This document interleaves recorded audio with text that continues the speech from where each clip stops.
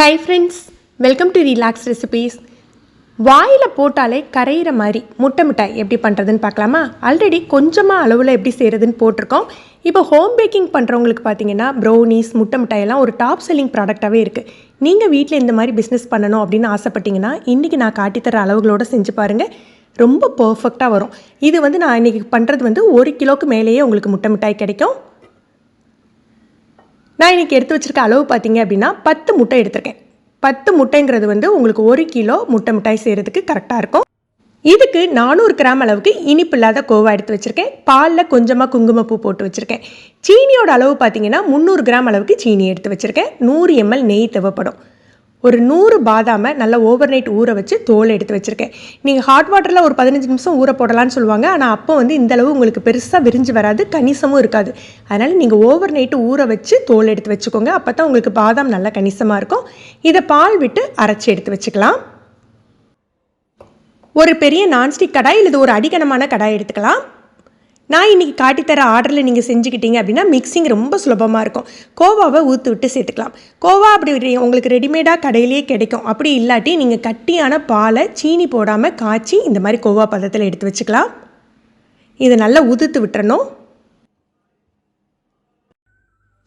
இதில் நம்ம அரைச்சி வச்சுருக்க பாதாம் விழுதை சேர்த்துக்கலாம். சேர்த்துட்டு நல்லா மிக்ஸ் பண்ணி விட்டுறணும். ஒரு ஹேண்ட் விஸ்க் வச்சு நல்லா கலந்து விட்டுக்கோங்க. நெய்யோட அளவு 100 ml சொல்லியிருந்தேன் இல்லையா? ஒரு 2-3 டேபிள் ஸ்பூன் மட்டும் எடுத்து வச்சுட்டு மீதி நெய்யை இதோட சேர்த்துடலாம்.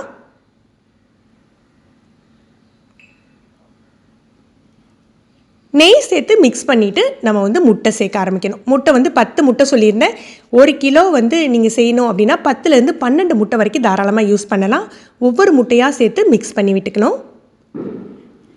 எப்போதுமே முட்டை மிட்டாய்க்கு முட்டையோட அளவு தான் ஜாஸ்தியாக இருக்கும். நீங்கள் 2 முட்டை 3 முட்டை அப்படின்னு வச்சு செஞ்சிங்கன்னா அந்த கரெக்டான முட்டை மிட்டாயோட டேஸ்ட் உங்களுக்கு கிடைக்காது.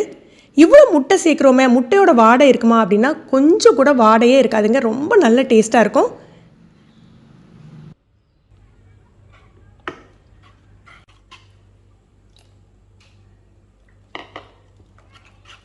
முட்டை சேர்த்து நல்லா கலந்து விட்டுட்டு நம்ம சீனி சேர்த்துக்கலாம். சீனியோட அளவு பார்த்திங்கன்னா நான் 300 கிராம் அளவுக்கு சொல்லியிருந்தேன். இது ஒரு மிதமான இனிப்பாக இருக்கும். நம்ம ஹோம்மேடாக பண்ணையில் மிதமாக இனிப்பு இருந்தால் நல்ல திகட்டாமல் இருக்கும் சாப்பிட்றதுக்கு. ஆனால் நீங்கள் ப்ராடக்ட் சேல் பண்ண போகிறீங்க அப்படின்னா 400 கிராம் வரைக்கும் கூட சேர்த்துக்கலாம். சேர்த்துட்டு நான் பாலில் குங்குமப்பூ ஊற போட்டிருந்தேன் இல்லையா? அதையும் சேர்த்துட்டு ஒரு 2 டீஸ்பூன் அளவுக்கு ஏலக்காய் தூள் சேர்த்துக்கணும். இப்போ நீங்கள் சேல் பண்ணுறீங்க அப்படின்னா குங்குமப்பூலாம் காஸ்ட்லியாக இருக்கும் உங்களுக்கு. அந்த சமயத்தில் கூட ஒரு டீஸ்பூன் அளவுக்கு ஏலக்காய் தூள் சேர்த்துக்கோங்க. இல்லை உங்களுக்கு வெனிலா ஃப்ளேவர் பிடிக்கும், உங்கள்கிட்ட வேங்குறவங்களுக்கு வெனிலா ஃப்ளேவர் பிடிக்கும் அப்படின்னா கொஞ்சமாக ஒரு 1/2 டீஸ்பூன் போல் வெனிலா எசன்ஸ் சேர்த்துக்கலாம். ஆனால் பொதுவாக இந்த ஏலக்காய் தூளே முட்டை மிட்டாய்க்கு ஒரு நல்ல ஒரு ஃப்ளேவர் கொடுக்கும். அதனால் நான் இன்றைக்கி எசன்ஸ் எதுவுமே சேர்க்கலை. இதை நல்லா மிக்ஸ் பண்ணி விட்டுக்கலாம்.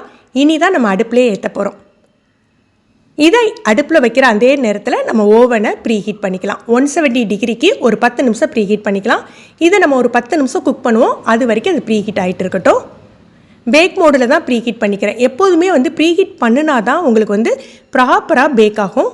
இதை ஒரு லோ டு மீடியம் ஃப்ளேமில் வச்சுட்டு கைவிடாமல் கிளறணும். ஏன்னா நம்ம கோவா சேர்த்துருக்கிறதுனால அடியில் போய் தங்கிடும். கைவிடாமல் தான் நம்ம மிக்ஸ் பண்ணிக்கிட்டே இருக்கணும். நம்ம சீனி சேர்த்துருக்கிறதுனால அது நல்லா முதல்ல நெகிழ்ந்து கொடுத்து வரும். அதுக்கப்புறம் தான் கட்டியாக ஆரம்பிக்கும்.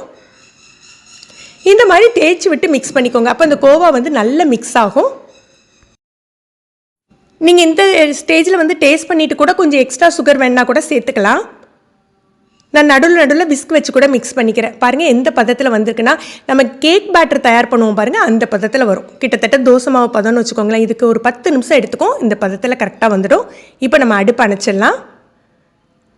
ஒரு நெய் தடவின டின் எடுத்துக்கோங்க. நான் இன்றைக்கி எடுத்திருக்க சைஸ் பார்த்திங்கன்னா 12 இன்ச் சைஸ் எடுத்திருக்கேன். உங்களுக்கு இது போகவே எக்ஸஸாக இருந்தது. நான் 2 டின்னில் செட் பண்ணிக்கிறேன். உங்களுக்கு நான் காட்டுறேன். இதில் நல்ல நெய் தடவி வச்சுருக்கேன். ஏன்னா உங்களுக்கு இந்த டின்னு ஹைட்டு நல்லா இருக்குது. ஆனால் முட்டை மிட்டாய்க்கு ரொம்ப ஹைட்டாக கேக் பதத்தில் இருந்தால் நல்லா இருக்காது. கொஞ்சம் ஒரு 2 அல்லது 3 இன்ச் திக்னஸில் இருந்தால் தான் முட்டை மிட்டாய் நல்லாயிருக்கும். அதனால் இதில் நான் 2 டின்னில் ஸ்ப்ளிட் பண்ணி வச்சுக்கிறேன். இதை சமப்படுத்தி விட்டுட்டு ஒரு 2 டேபிள் ஸ்பூன் நெய் மேலே சேர்த்துக்கணும். நெய் சேர்க்கையில் தான் உங்களுக்கு அந்த நல்ல வாசமும் கிடைக்கும், கலரும் உங்களுக்கு கிடைக்கும். ஆல்ரெடி நம்ம ப்ரீஹீட் பண்ணி வச்சுருக்க ஓவனை இதை வச்சுட்டு ஒரு 1 ஹவருக்கு பேக் மோடில் 170 டிகிரியில் நம்ம பேக் பண்ணிக்க போகிறோம்.